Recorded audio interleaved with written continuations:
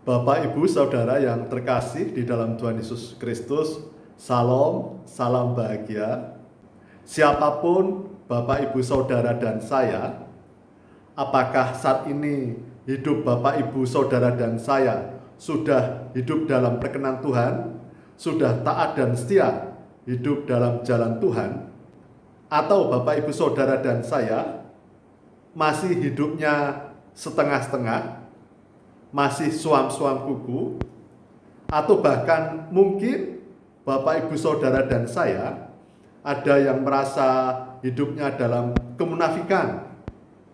Mungkin Bapak, Ibu, Saudara ada yang merasa masih berbuat jahat, masih belum taat dan setia kepada Tuhan. Namun Bapak, Ibu, Saudara, dan saya tetap patutlah bersyukur, karena hari ini Bapak, Ibu, Saudara, dan saya masih mendapatkan kesempatan hidup. Jadi Bapak, Ibu, Saudara, dan saya ketika masih diberi kesempatan hidup sekarang ini, sebenarnya itu adalah anugerah kasih Tuhan. Karena mengapa?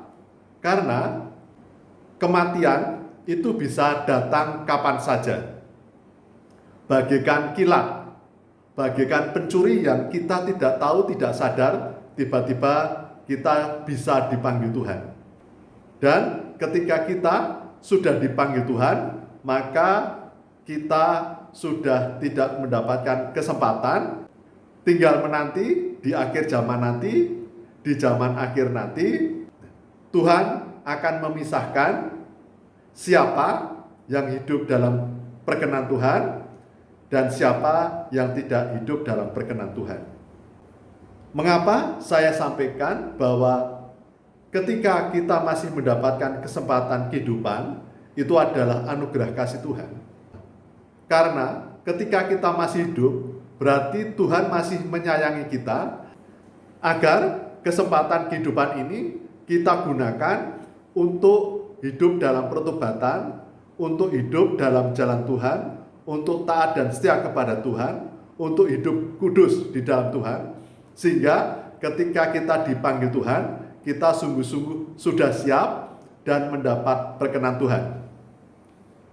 Tetapi ketika kita sudah dipanggil Tuhan, maka tidak ada lagi kesempatan, tetapi tinggal menunggu waktu keadilan Tuhan.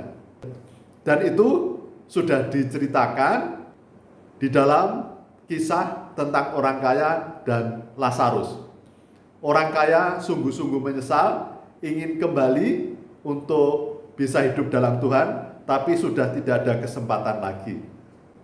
Jadi saudara-saudaraku, peristiwa bagaimana suasana dipanggil Tuhan, bagaimana masuk neraka, itu pernah saya alami, saudara-saudaraku. Sebelumnya saya merasa selalu sehat. Jadi saya merasa hidup saya masih bisa hidup 1000 tahun lagi. Saya tidak punya kekhawatiran, saya merasa hidup dalam Tuhan, dan saya tidak takut kematian, tidak takut ke neraka. Padahal sebenarnya hidup saya tidak hidup dalam jalan Tuhan.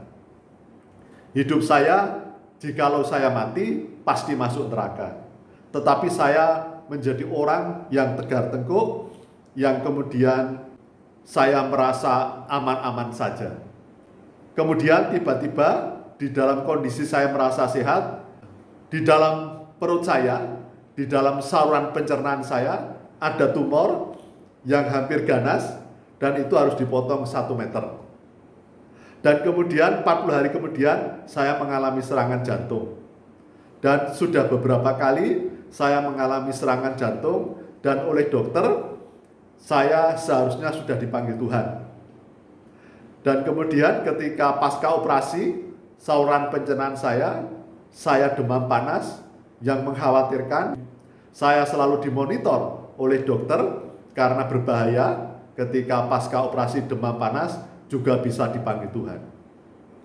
Di saat itulah saya mengalami ketakutan yang luar biasa, karena saya mendapatkan mimpi antara saya sadar dan tidur, bahwa saya dibawa menuju jalan yang tandus, yang adanya cuma bebatuan dan pasir, dan kemudian saya bertanya bahwa saya mau dibawa kemana?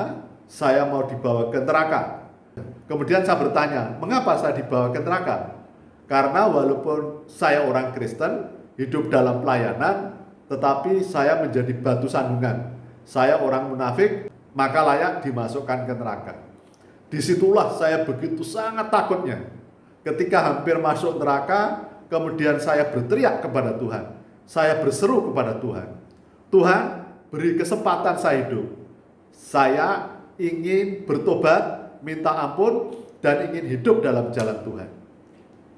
Puji syukur pada Tuhan, ketika hampir sampai neraka, kemudian saya bangun, dan kemudian demam panas saya bisa turun, dan saya bisa proses pemulihan, kembali ke rumah, dan sampai sekarang saya masih hidup. Itu terjadi tahun 2017, dan saya diberi kesempatan hidup sampai sekarang ini sudah 6 tahun. Jadi luar biasa, Tuhan sungguh-sungguh mengasihi saya.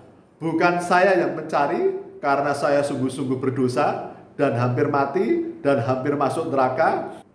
Namun anugerah kasih Tuhan yang benar-benar penuh kasih untuk saya. Maka kemudian saudara-saudaraku, saat ini saya sudah bertobat di hadapan Tuhan. Saya berusaha untuk hidup taat dan setia di dalam jalan Tuhan. Saudara-saudaraku, sekali lagi saya ingin sampaikan di dalam perjanjian baru bahwa Tuhan datang ke dunia tidak membawa damai, tetapi membawa pedang untuk memisahkan mana orang-orang Kristen yang sungguh-sungguh domba, yang taat dan setia kepada Tuhan, mana orang-orang Kristen yang suam-suam kuku, yang abu-abu, yang tidak hidup dalam jalan Tuhan, yang menjadi batu sandungan, sehingga nanti akan dipisahkan. Oleh karena itu saudara-saudaraku, marilah kita seperti Rasul Paulus yang menyatakan bahwa saya sudah berusaha untuk mengabarkan Injil, untuk membuat banyak orang menjadi Kristen, tetapi jangan-jangan saya sendiri ditolak Tuhan. Seorang Paulus yang luar biasa masih rendah hati bahwa hidup Rasul Paulus hanyalah perkenan Tuhan, bukan karena perbuatan-perbuatan yang luar biasa oleh Rasul Paulus. Karena seberapa pun hebatnya manusia, tanpa pengorbanan darah salib Tuhan Yesus Kristus, sia-sia, semua akan masuk neraka. Jadi marilah kita sungguh-sungguh rendah hati, dan apabila kita menjadi Kristen, kita hidup dalam pelayanan demi kemuliaan nama Tuhan. Jangan mencuri kemuliaan nama Tuhan, jangan mencari keuntungan, mencari popularitas, mencari uang di dalam pelayanan. Karena hati-hati saudaraku, saya selalu mengingatkan dan pesan di Matius 20-23. Di akhir zaman nanti begitu banyak orang mengatakan bahwa sudah pelayanan yang luar biasa, sudah menyembuhkan, sudah membuat mujizat, tetapi ditolak Tuhan. Jangan sampai hidup kita hanya kelihatan baik di hadapan manusia, tetapi sebenarnya hati kita belum dalam perkenan Tuhan. Marilah, mumpung kita masih mendapatkan kesempatan hidup ini, maka jangan sia-siakan hidup ini untuk hidup taat dan setia atas perintah Tuhan, hidup dalam jalan Tuhan, dapat menjadi berkat, dapat menjadi saksi demi kemuliaan nama Tuhan. Jangan menjadi batu sandungan, jangan hidup hanya untuk kepentingan diri sendiri. Demikian yang dapat saya sampaikan. Salam, salam bahagia, Tuhan memberkati.